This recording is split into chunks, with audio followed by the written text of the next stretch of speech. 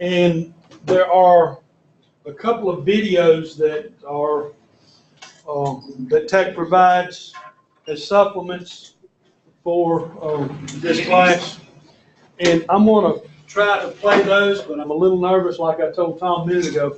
What I'm going to do is I'm going to start those and then probably shut it down and come back and make sure that you guys have access to it.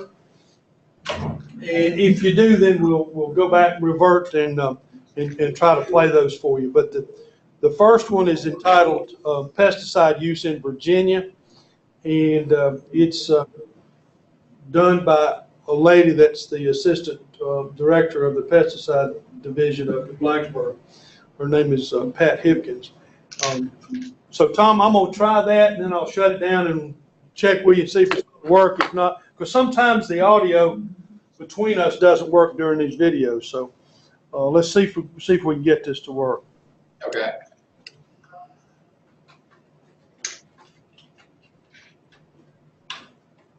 Okay, doing that.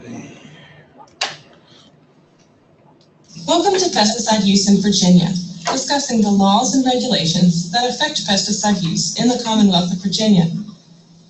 This lesson is adapted from Applying Pesticides Correctly, Unit 1, and developed by Pat Hipkins, the Senior Research Associate and Assistant Pesticide Coordinator at Virginia Tech Pesticide Programs. Now here's Pat to discuss pesticide use in Virginia. It worked for us. Okay, that's good. All right, I'm gonna go back and we'll follow through with that this morning. We'll see. I don't know how the time's going to run. We'll see what it works, but we'll go on and listen to Pat for this one.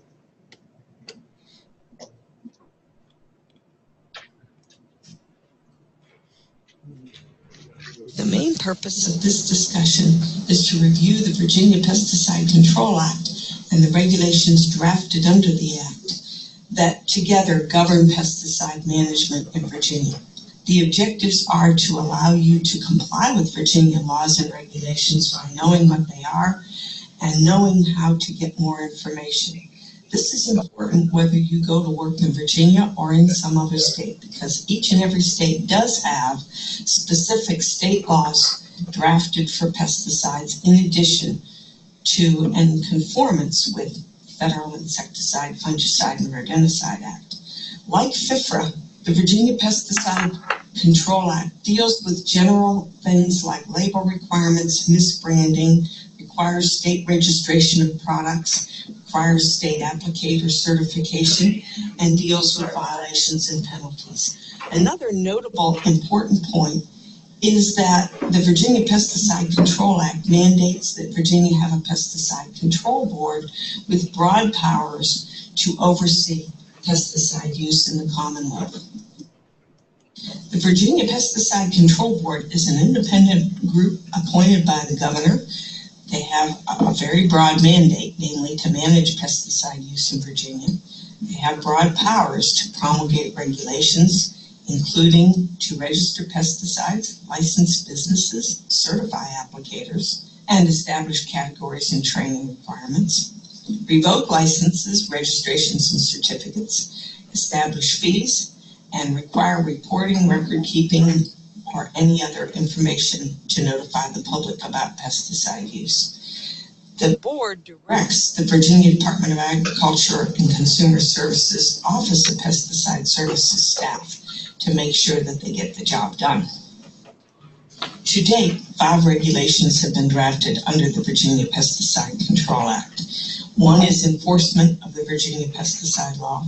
The other is participation guidelines.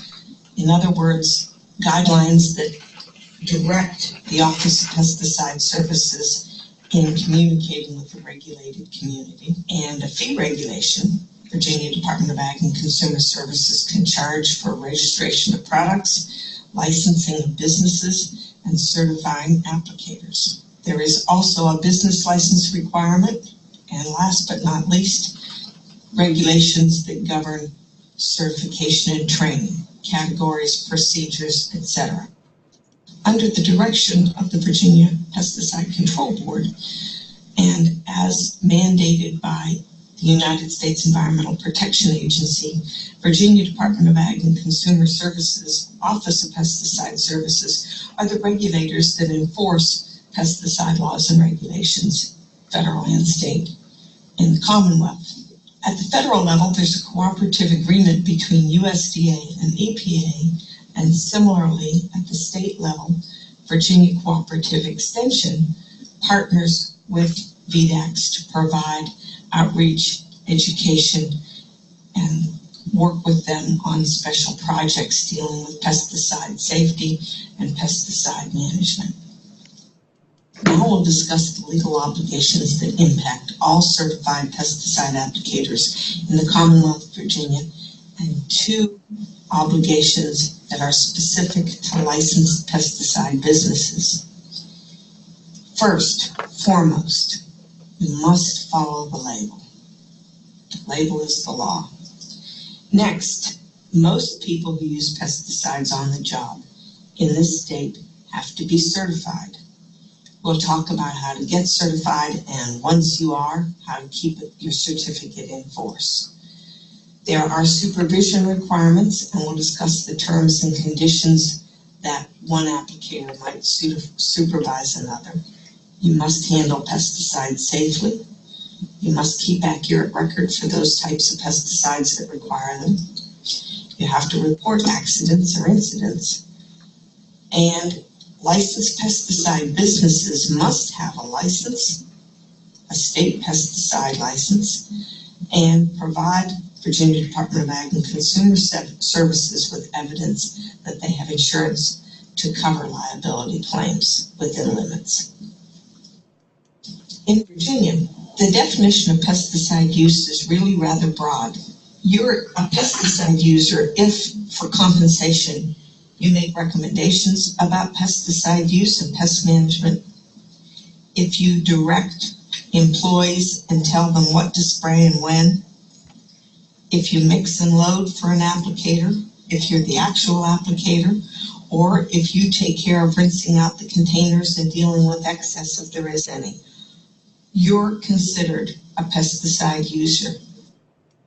However, pesticide use deals only with the handling, transfer, or transport of pesticide after the container is open. It's not considered pesticide use if you're the trucker that brings the material into the state, drops it off at the distributor, or if you're the long distance hauler that takes away hazardous waste after a collection program, for example. Remember that the pesticide product label is a binding legal agreement between three parties: the agency that signed off on the label instructions, the manufacturer or registrant that wrote those instructions, and the end user who will follow them. Everything that you should need to do the job right is on the label. Read it, ask questions if you don't understand, follow the label instructions. You should read the label before you buy a product to make sure that you can use it as you intend to and you have the right equipment to handle it properly. Labels change, so always check to make sure that you can apply a product to the site that you intend to treat. Next, read the label before you use it. This will make sure that you apply it at the right rate, wearing the right protective equipment, in the right manner with the right equipment. Finally, read the label before you put the product away to make sure you're storing it properly. You've heard it before, you'll hear it again. The label is the law. Requiring that occupational users be certified is one of the measures that EPA takes to reduce the risks that may be associated with the use of pesticides. The theory is that if only trained people use pesticides on the job, that those people will have more education, more skill, and take better care than somebody who has not had any experience with training. In Virginia, most people who use pesticides on the job have to have a certificate, and to get this certificate, you must meet prerequisites and demonstrate your competency by passing certification exams. Some type of certification is required for almost everybody who uses pesticides on the job in this state.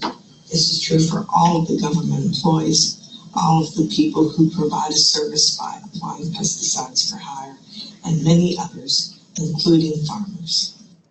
Some type of certification is required for almost everybody who uses pesticides on the job in this state.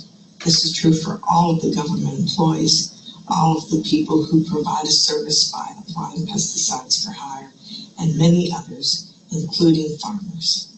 Let's start by talking about private applicators. In Virginia, a private applicator must meet two conditions. First, they must be producing an agricultural commodity, and second, they must be doing that on property they control because they own, rent, or lease it.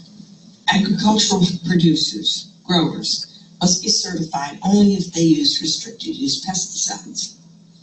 Now, to give a couple examples, the people who work on the Virginia Tech College farm or on the Virginia prison farms are not private applicators. While it's true that they are producing an agricultural commodity, they don't own that property. We do. And so the second condition, control of private property, isn't met. Similarly, if a private individual owns hundreds of acres and decides to install a golf course, and they make it a private members-only club, they can't be private applicators either, because they're lacking the first condition. They're not producing an agricultural commodity. They're not selling anything from that land. Rather, they're making a fancy rug or playground for people to come and use. In Virginia, most growers who use restricted use pesticides are certified in one or two categories. Category 90 is for growers who produce something that will eat, wear, or build with. Category 91 is for growers who produce decorative ornamental plants. In fact, in Virginia, there is a provision for people who can't read to become certified, given special conditions, to use a single product for a single clearly identified use. There are only a very few people who hold this type of certification. All of the people who use pesticides on the job, other than growers of agricultural commodities who are producing them on properties they own, rent, or lease, are classified as commercial applicators. For commercial applicators, certification is complicated, and truthfully it depends on what type of pesticide you use, where you use it, and who you work for. Anyone who works for local, state, or federal government and uses pesticides as part of their job duties must be certified, regardless of whether they use restricted use pesticides or not. Any pesticide for any purpose requires certification if it's used by government employees. The same is true for people who apply pesticides for hire as a service to a client. People who use pesticides on the job but don't work for hire or don't work for a government agency may need to be certified depending. If they use restricted use pesticides, they have to be certified, period. If they don't use restricted use pesticides, it depends on who they work for and where they're putting those pesticides. Here's an example. If a maintenance worker for a plant or an apartment complex uses pesticides in landscaping, perhaps to take care of some ants or roaches, they probably don't have to be certified. But if the maintenance worker works for a daycare center, a hospital, or a private school, they would have to be certified. Similarly, note that if anyone uses pesticides around food or on a large recreational piece of property, they will have to be certified.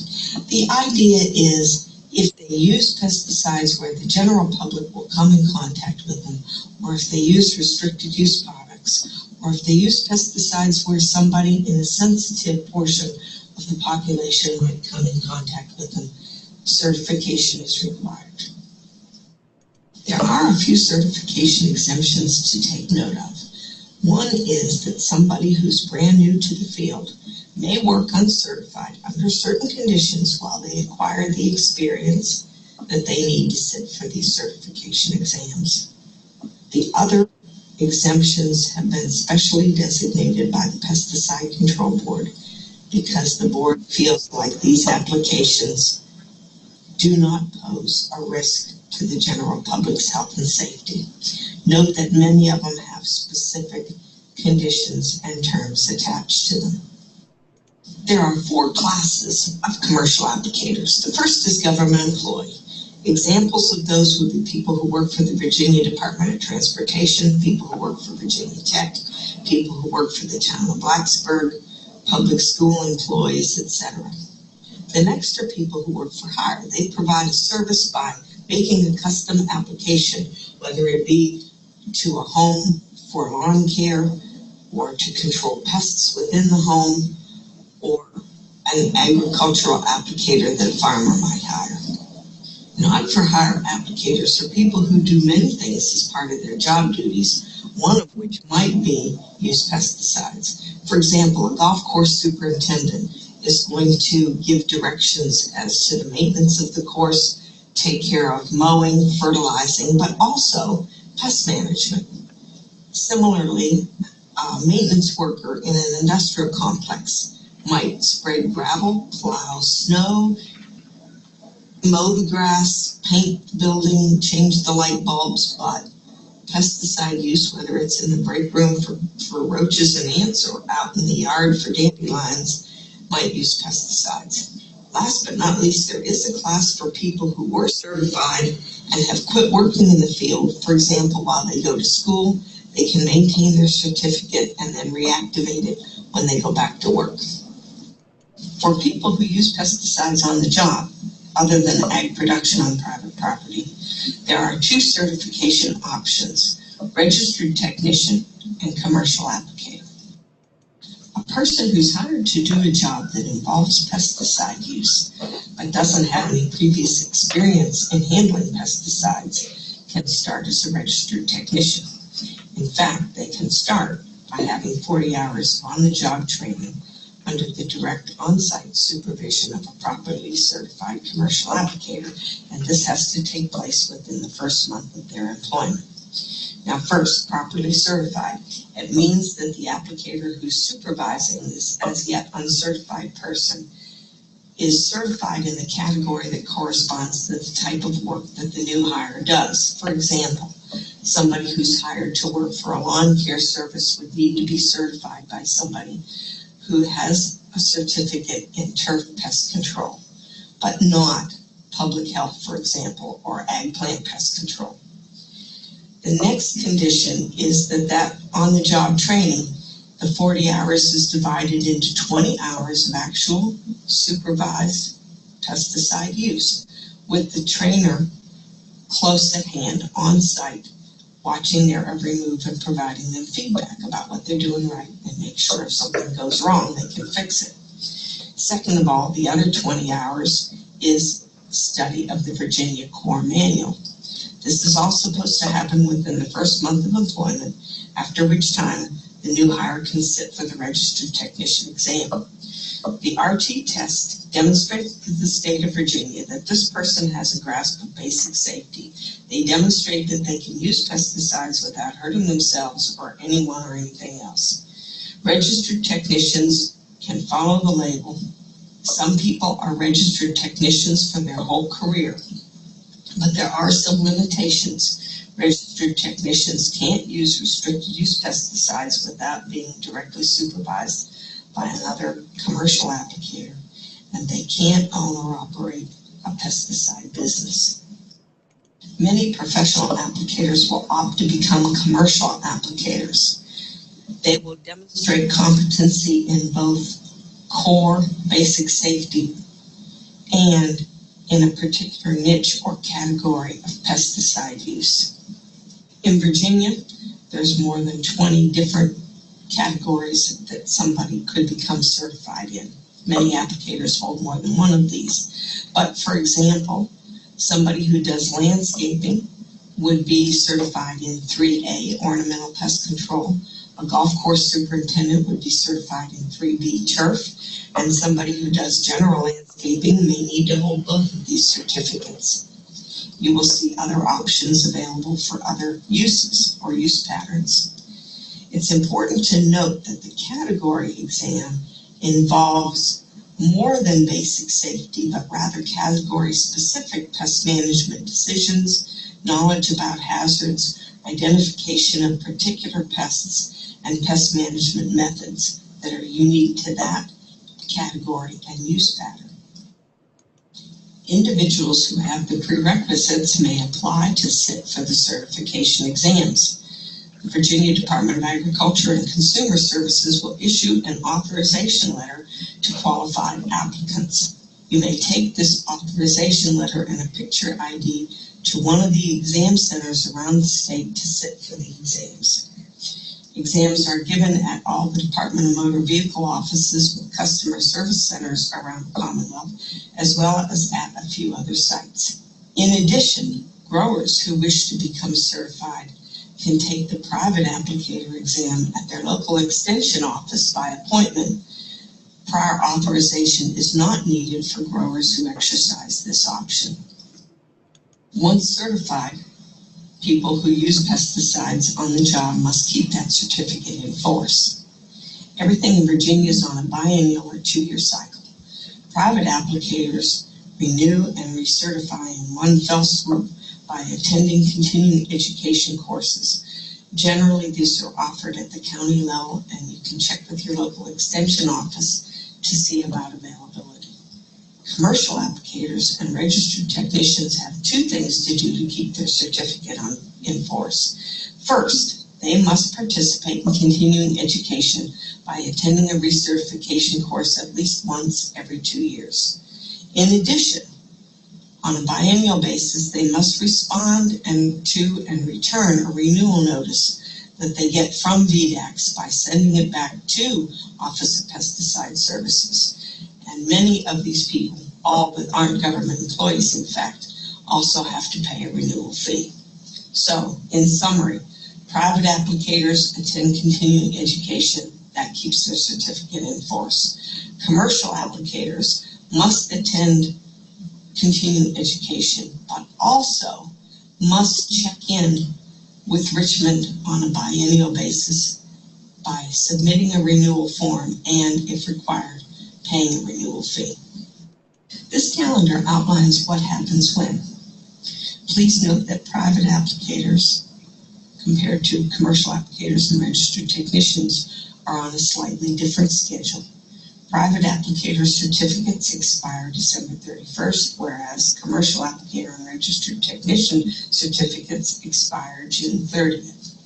When a person sits for the certification exams, assuming they pass, they will be issued a certificate that's good for the balance of that cycle and an entire second cycle. From then on, assuming that they keep their certificate in force, they'll be issued a certificate that's good for 2 years. Remember, your certification is yours. You're responsible for it. Here are some key points to think about. First, the Office of Pesticide Service recommends that people use their home address for correspondence and that the home address be the one printed on your certificate, not your work address. However, if you do move or if you change jobs, you must notify Office of Pesticide Services immediately. If you don't receive anything from them for a period of time, especially if you notice that the date on your certificate indicates that it's lapsed, that should be a red flag. And if you wish to reinstate a lapsed certificate, contact Office of Pesticide Services to figure out, first of all, why it lapsed, and second of all, what you need to do to reinstate it. Now let's talk about the terms and conditions that would allow somebody to supervise another applicator or handler. Remember, if you are supervising a pesticide user, you're responsible for them and their work.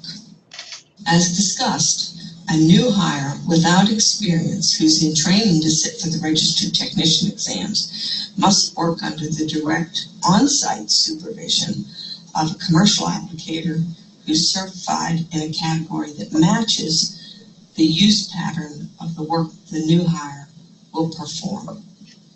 There are instances when pesticide use may occur under the direct supervision of another person. So let's talk about the terms and conditions for this.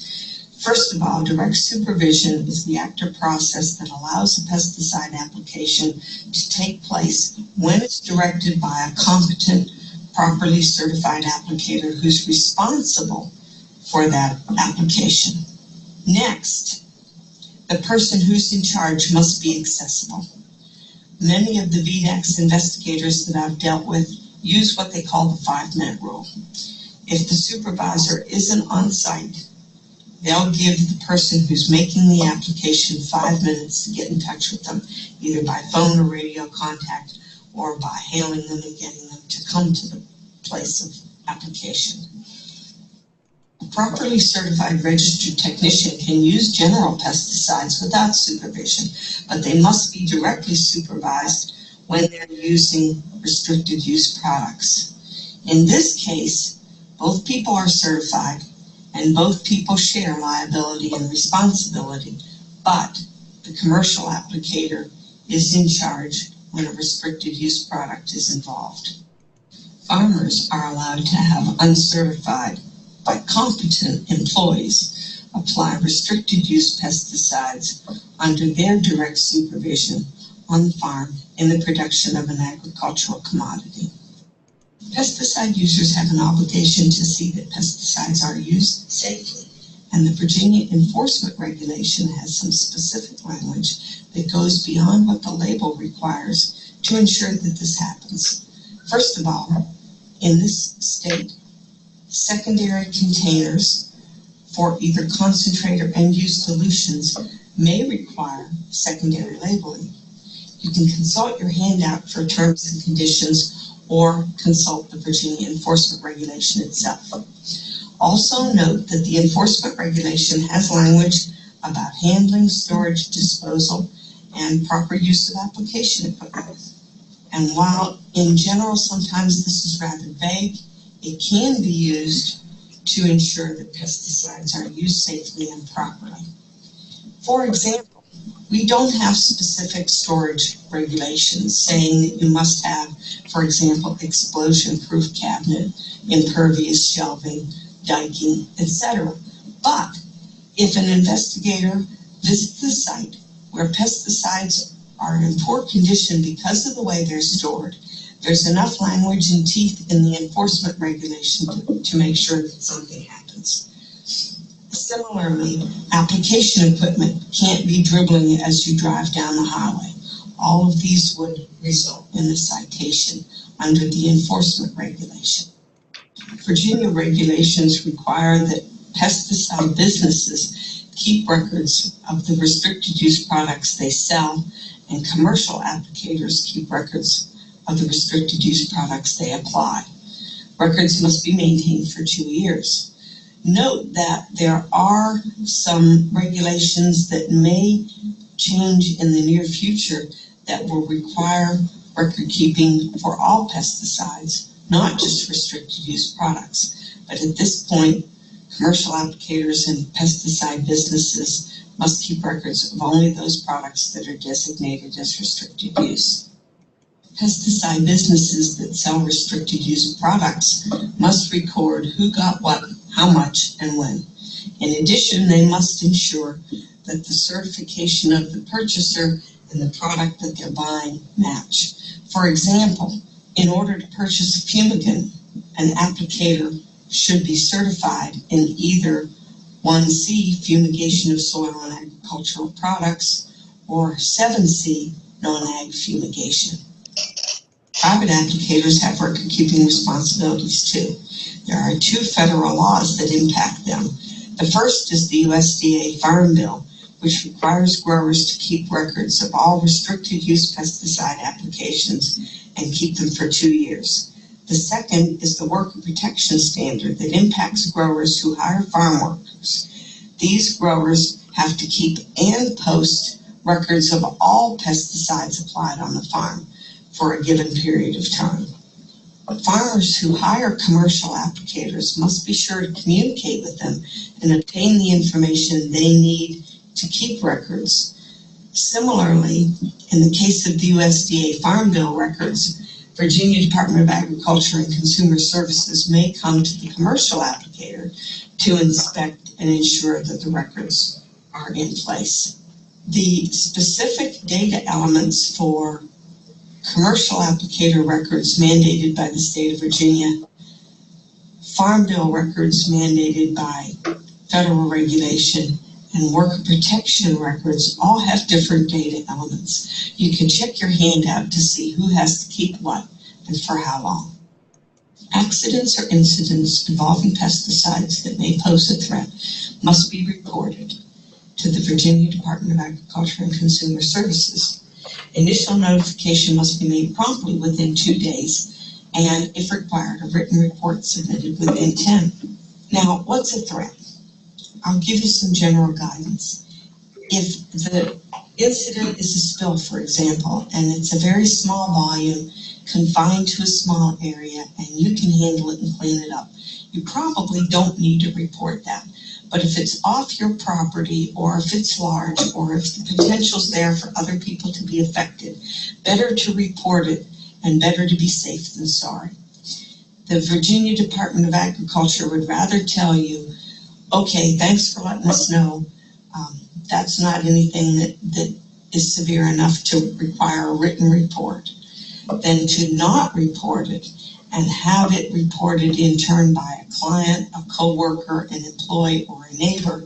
And then you're on the hook for 2 things. First of all, for having the problem, and second of all, for not reporting it. So if you're in any doubt whatsoever, call your local investigator, tell him or her what happened, and they can help you take it from there. Here are some of the places that you can report an accident or incident. First of all, the main office in Richmond. Second of all, there are 10 field offices around the state. These are the 2 that are closest to us here in Blacksburg. Businesses that distribute, sell, or store pesticides, apply them for hire, or recommend their use for compensation must be licensed. Please note that a pesticide business license is a state requirement, and it doesn't replace any local or municipal business licenses your locality may require, or vice versa. In other words, because you have the state pesticide license doesn't exempt you from any local ordinances, nor do the local ordinances leave you off the hook from having a Virginia pesticide business license if, again, you sell, distribute, store, apply, or recommend the use of pesticides in exchange for compensation. Pesticide businesses who employ commercial applicators working for hire must have liability insurance. Now, note that this is not pollution prevention insurance. It's liability insurance to protect people who may suffer legal damages associated with the business or the applicator's work. Minimum coverage is $100,000 for property damage, $100,000 for personal injury per person, and $300,000 per occurrence. So what this would do, for example, would be if you're a commercial applicator treating a lawn and you have a hose running from your truck to the backyard and some child flies down the sidewalk on a bike and runs over the hose and wrecks and breaks his or her arm, you can cover that. If, for example, you have a drift complaint because you kill a tree on a neighboring property, you can replace it. It's that sort of insurance, but it's not intended to be of the scope to clean up an entire neighborhood because of pollution. That's not insurable. That's the kind of thing that you're on your own for. The Pesticide Control Board can take action to suspend or revoke certificates or licenses for people who break the law. They've established a consistent method of assessing penalties so that they're fair. So the same offense in Northern Virginia and South Side and Southwest receives the same penalty. They've established a consistent The Virginia Department of Agriculture and Consumer Services Office of Pesticide Services employs field investigators. These pesticide investigators will conduct inspections upon request or in response to a complaint. They also visit pesticide businesses that are listed, generated by a computer program. It's neutral based, that way nobody can feel like they're being picked on or unduly prosecuted. Soon, the database will include all commercial applicators and will generate a list at random of businesses and certified applicators for investigators to visit. You should know, though, however, that people who've been chronic offenders are more apt to receive inspections than people who've not had complaints lodged against them. Here's a list of the most common violations reported by Virginia's pesticide investigators. Sadly, misuse is always number one. Misuse means not following the label, and this can range from application to an unlabeled site, application at an unlabeled rate, not wearing the required protective clothing, failing to store a product as directed, etc. Agricultural applicators, farmers, often have compliance problems with the worker protection standard. It's a very complex regulation and it's often a stumbling block. Commercial applicators fail to have secondary container labeling, and this is required for both concentrate and application equipment if it holds more than 3 gallons liquid or 3 pounds dry. Uncertified applicators who are in training but don't have a commercial applicator on site to provide on-site supervision is another chronic problem. Virginia's pesticide laws and regulations are complex, and I know it's going to be difficult to remember everything you just heard when you get out on the job. However, you must know that ignorance of the law is no excuse. For that reason, you should become certified, keep your certificate in force, and get in a continuing education program. Stay in touch with Virginia Cooperative Extension, with Virginia Department of Ag and Consumer Services Office of Pesticide Service, and ask for help when you need it. In addition, you should stay in the loop because Virginia pesticide laws and regulations often can and do change. And that way you'll be up to date and in compliance. And that's the end of our presentation on pesticide use in Virginia. Thanks for listening. Let me check right here on this one. Welcome to Federal Laws and Regulations. We're not going to do presented that. by Dr. Michael Weaver.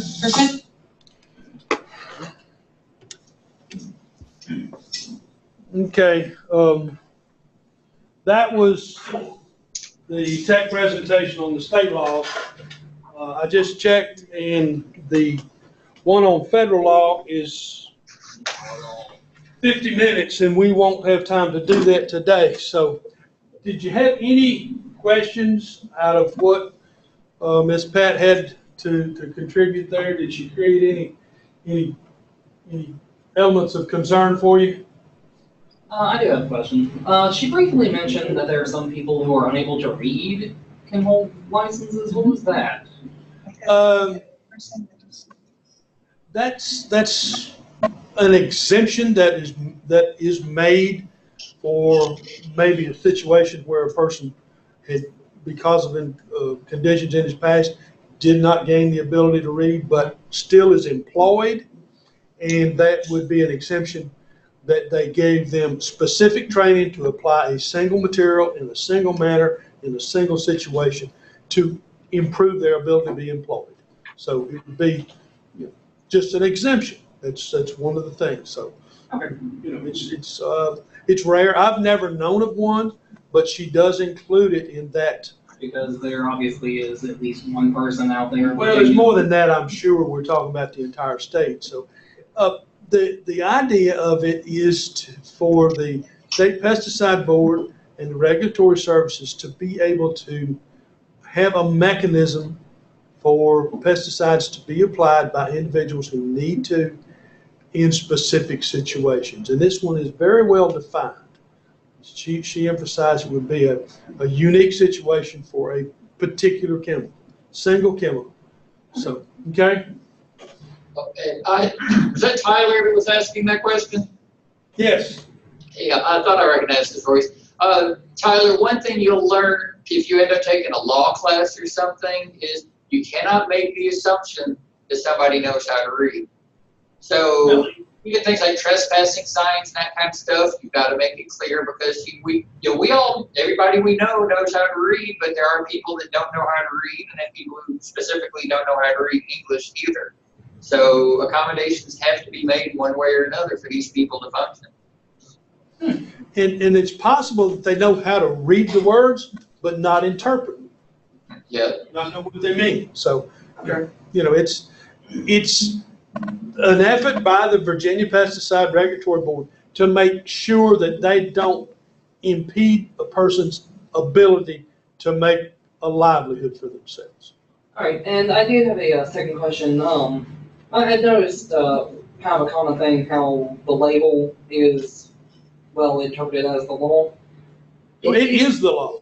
Well, I'm curious, is it the companies that make them that set the standards for how these things are used, or is that maintained by the government? Okay, that gets complicated, but I'll attempt to tell you. A company goes through a long, elaborate process to develop a material. Mm-hmm. Say we're talking about a poison to kill Japanese bees. And it's a chemical process that they use to develop that. They go through an elaborate amount of testing over several years to establish the tolerances and the applications and so forth. And they will submit to the Environmental Protection Agency all of the documentation associated with the establishment, the application rates, the amount of material that you have to use on a given area to kill a volume of Japanese beetle. The EPA reviews that, and if it's all acceptable, they'll begin a testing process in field work to do that, where they establish the application rates, the residuals, the re-entry time, and the tolerances that may be applied to food sources. So it's a long, cumbersome process that the manufacturing company, in conjunction with the EPA, establishes the things that you were asking. Okay, so it basically boils down to the government has to give a sign off on this label being allowed to be made. Yeah, they do that, and it has to be very well documented and proven in every way. All right, so the companies can't just dictate what how their product is used without government approval. That's right. Okay. And then there are specifics, regulations, exemptions to all of that stuff. And your idea of the label is the law. It's a contract between the manufacturing company, the distributor, the person that applies it, to follow that written document that is on the container, which is called the label. Because it's been developed by the company for your safe use and approved by the government. Yeah, and it's public safety. right, and it's your obligation to follow in detail everything that outlines on that label. Okay. Contract is law and law is contract. Yeah. Ignorance for the contract. Right. Okay. It gets complicated, but that's part of what we're going to talk about as we move through this semester. Sounds simple enough. Would you boil it down to that? Well, it may sound simple, but it's not. No, it's pretty complicated. But I spent a summer when I was at Tech doing field research for a British chemical company. They were trying to test a miticide on apples, and I did field work from down in the foothills of North Carolina through this area and up into Roanoke doing tests. And the miticide, as was directed and applied, was a very effective miticide. It would kill mites, and mites a little spider-like thing that would suck the chlorophyll out of apple leaves. But I noticed in tests that I had, and I don't remember which location, but the grower had some blackberry briars that were coming up underneath the trees. You kill them. It didn't kill them, but it would distort them and burn them to the point that it was a detriment. And I noted that in some of the reporting that I did, and that material was labeled and licensed for use in Europe, but it never got a license or label in the United States. Because I put note I made, I said, effective miticide, it might have potential as a herbicide too. And they didn't like that. But you know, it was worthwhile. It was a good summer job for me. So. Outside, you guys got any questions about what Ms. Hipkins had to say today? Generally confused? No. Okay. Since the other video is about 50 minutes long, we won't take time to try to start that one today. And I'm a little reluctant to begin on chapter 2. But you may want to look at it because there's a lot of definitions on chapter 2, terms to know. Talking about things that we will use in the discussions as we begin to talk about the application of pesticides. So a lot of this stuff you may be familiar with annuals, perennials, things of that type. But we'll just knock off today and try to show that other video on Wednesday and get you an idea of Dr. Weaver's discussion about the effects of the federal law on these. A little bit of redundancy on the thing, it's complicated, but I think it's information that we need to have you exposed to. So if you don't have any questions, I'm done. So we'll do that today. Okay? I do have a question. Carolyn has a question. Carolyn. Yes, sir. How are you doing? This is just in reference to your syllabus. Do you want us to write a statement of acknowledgement? Because when I looked at yours in the Blackboard under my SVCC, you have a page for, I think, Dr. Henry's students. Yeah, Caroline, that's a formality that's inflicted upon some of us to follow a particular template. I know the three of you are there. You've already looked at that, so you know I'm not going to add to the drudgery of that for you guys. That's okay. We're good to go. All right. Thank you. Good question, though. Thank you. Oh yeah. For the that thing you wanted us to do for the produce, when is that due? I'd like to have it due by Friday. I would have probably by We'll talk about that tomorrow. What's that plant? Okay. Y'all have a good evening. We will see you Wednesday. Thanks. I'm just trying because I